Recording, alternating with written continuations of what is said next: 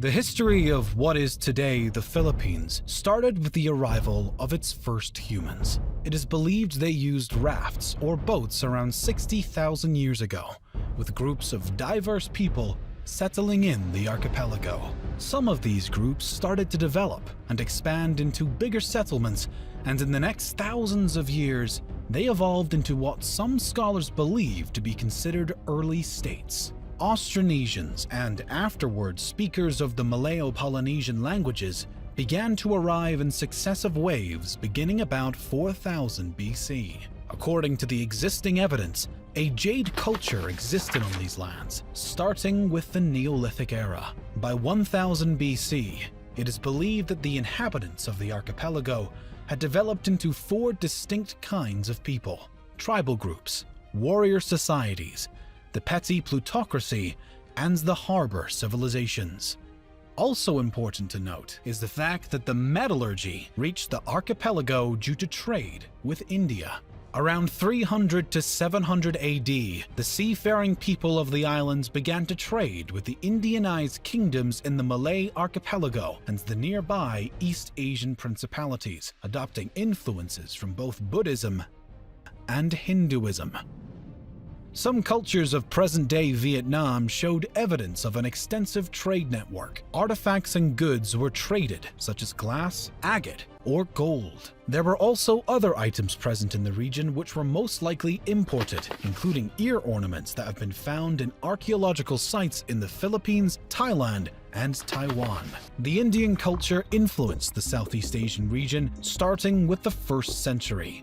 During the period of the South Indian Pallava dynasty and the North Indian Gupta Empire, Indian culture spread to Southeast Asia, and it reached the Philippines, which led to the establishment of new kingdoms largely influenced by the Indian culture and traditions. The date inscribed in the oldest Philippine document found so far, the Laguna copperplate inscription, is 900 AD. From the details of the document, written in Kawi script, the bearer of a debt, Namwaran, along with his children, is cleared of a debt by the ruler of Tondo. This is the earliest document that shows the use of mathematics in pre-colonial Philippine societies. A standard system of weights and measures is also demonstrated by the use of precise measurement for gold and other items, as well as in astronomy.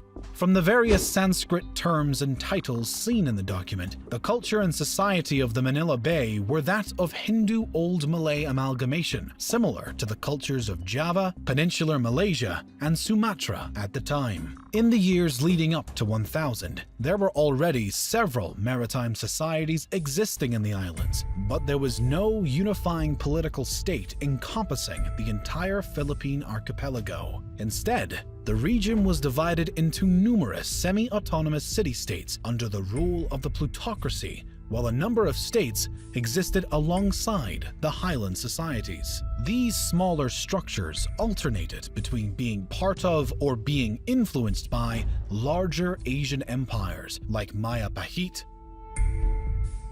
Around 1225, the nation of Mai, a Buddhist pre-Hispanic Philippine island state centered in Mindoro, flourished, attracting traders and shipping from the Kingdom of Ryukyu to the Empire of Japan. Chao Jakua, a customs inspector in Fujian Province, China, wrote the description of the barbarous peoples, describing trade with this pre-colonial state.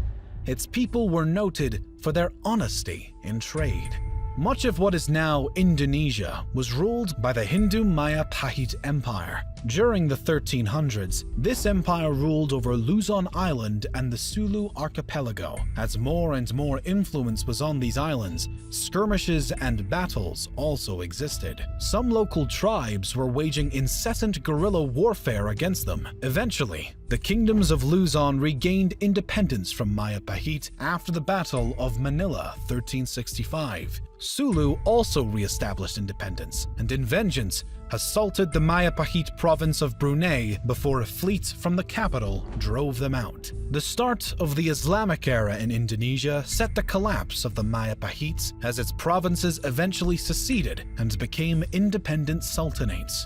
In 1380, Makdum Karim, an Arab trader born in Johor, arrived in Sulu from Malacca and brought Islam to the Philippines. Additionally, Sharif ul Hashim, an Arab Muslim explorer, established the Sultanate of Sulu by converting its previous ruler, the Hindu king Raja Baguinda, to Islam and then marrying his daughter. The Sultanate of Maguindanao rose to prominence at the end of the 15th century. Meanwhile, the religion was introduced to the area by Muslim missionaries and traders from the Middle East, Indian, and Malay regions who propagated Islam to Sulu and Maguindanao. As before, when Buddhist and Hindu cultures influenced the archipelago, the same case happened with the Muslim culture. Upon the secession of Brunei from the Maya Pahit Empire, they imported the Arab emir from Mecca, Sharif Ali, and became an independent sultanate. The new religion started to grow roots in the Philippines through conquest and conversion of local leaders in the next decades. Moreover, Islam was further strengthened by the arrival to the Philippines of traders and proselytizers from Malaysia and Indonesia. In 1521, the Spanish reached the archipelago through the expedition around the world led by Portuguese-born Spanish explorer Ferdinand Magellan.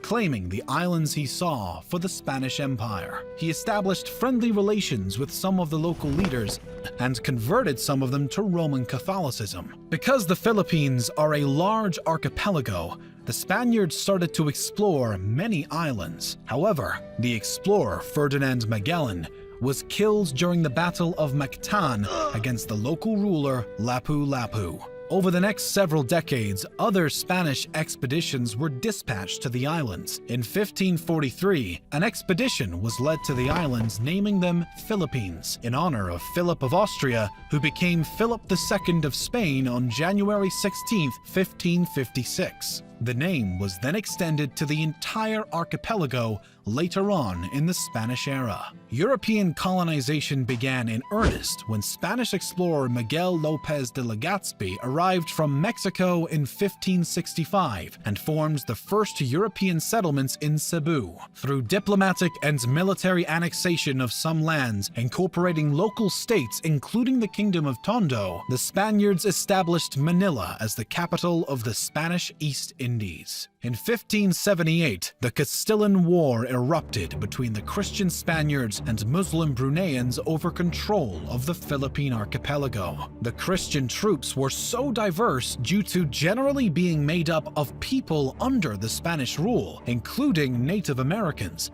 namely Aztecs, Mayans, and Incans, who were gathered and sent from Mexico and South America to be led by Spanish officers that had worked together with native Filipinos in military campaigns across Southeast Asia. The Muslim side was also very diverse though. They were supported by the Ottoman Empire, with their troops consisting of Malay warriors and expeditionary forces sent by the Ottomans, which included mainly Turks, Egyptians, Swahilis, Somalis, Indians, and others. The conflict ended with a status quo antebellum. Just 20 years after the conquest of Luzon, remarkable progress existed in the work of colonization of the islands and the spread of Christianity. A cathedral was built in the city of Manila with an episcopal palace. Other monasteries and churches were built across islands, and more people started to convert to Christianity. Furthermore, Spanish and Mexican families settled in the new lands, creating stronger communities. Much of the archipelago came under Spanish rule, creating the first unified political structure known as the Philippines. Spanish colonial rule saw the introduction of Christianity, the code of law, and the oldest modern university in Asia. The Philippines was ruled by the Mexico-based Viceroyalty of New Spain, and after, the colony was directly governed by Spain. Many of the local people revolted in the next centuries due to some abuses made by the Spanish authorities. Their rule ended after the American-Spanish War at the end of the 19th century in 1898. The Philippines became a territory of the United States. The United States then established the insular government to rule the Philippines. In 1907, the elected assembly was set up with popular elections.